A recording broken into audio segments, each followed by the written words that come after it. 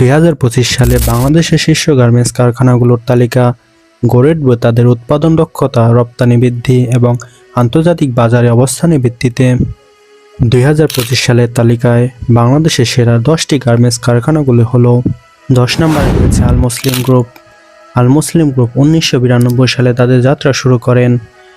কোম্পানিটির প্রতিষ্ঠাতা managing director MD Abdullah.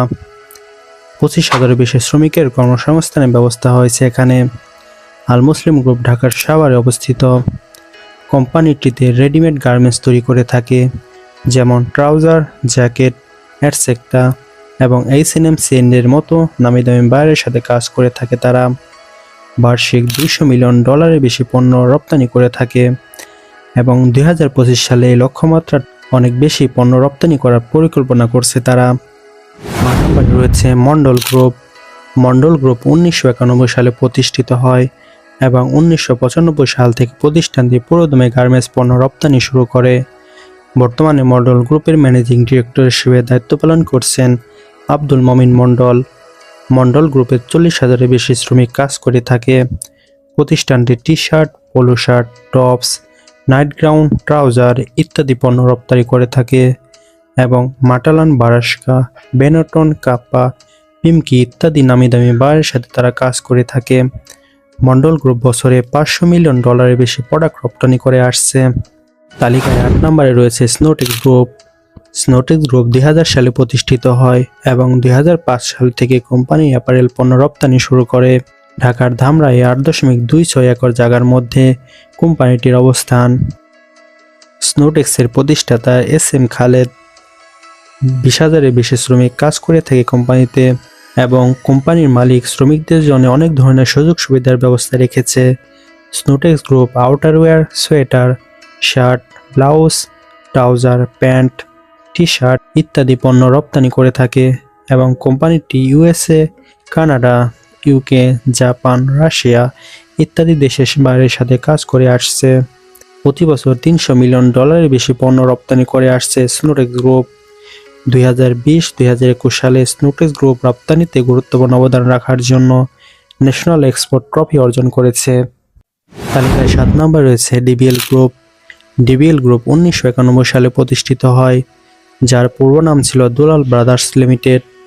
কোম্পানিটির মালিক এবং ম্যানেজিং ডিরেক্টর হিসেবে দায়িত্ব পালন করছে mister M.A. Jabbar. DBL group এখন পর্যন্ত 36,000-এর বেশি শ্রমিকের কর্মসংস্থানের ব্যবস্থা করেছে।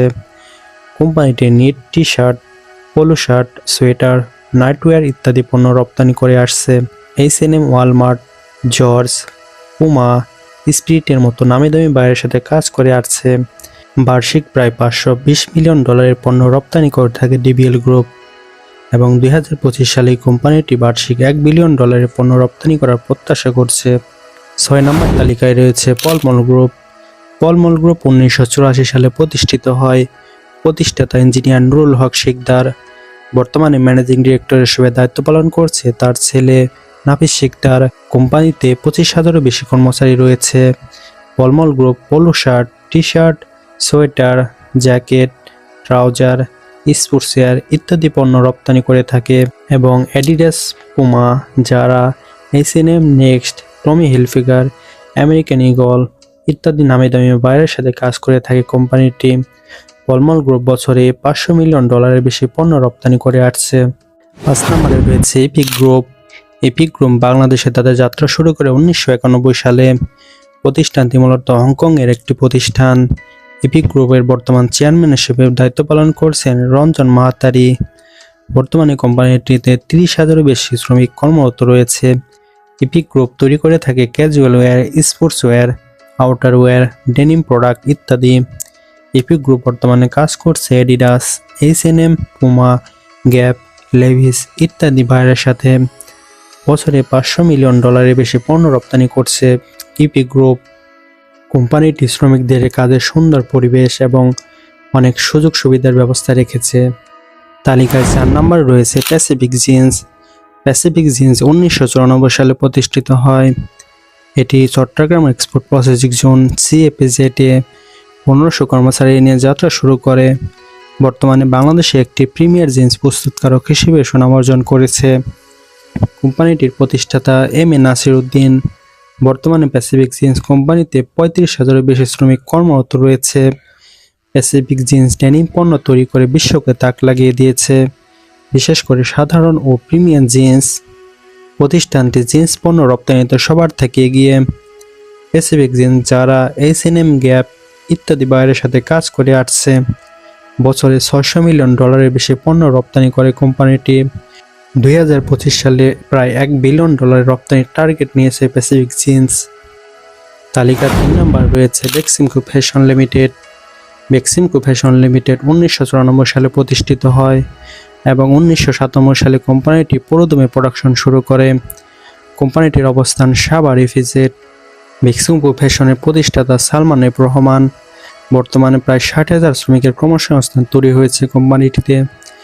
Denim, woven fabric, casual fabric, পোশাক ইত্যাদি রপ্তানি করে থাকে কোম্পানিটি।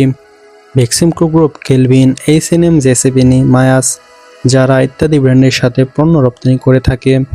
বার্ষিক প্রায় $500 মিলিয়ন বেশি পণ্য রপ্তানি করে বেক্সিমকো গ্রুপ। তালিকায় 2 নম্বর রয়েছে ইয়াংওয়াং কর্পোরেশন। বাংলাদেশে ইয়াংওয়ান কর্পোরেশন প্রতিষ্ঠা করা হয় 1980 সালে। এটি দক্ষিণ কোরিয়ার একটি নেতৃস্থানীয় প্রতিষ্ঠান। কোম্পানিটির মালিক কিয়াং সং। ইয়াংওয়ান কর্পোরেশন বর্তমানে বাংলাদেশের বৃহত্তম নিয়োগদাতার মধ্যে একটি, যেখানে প্রায় 70,000 কর্মচারী কাজ করছে।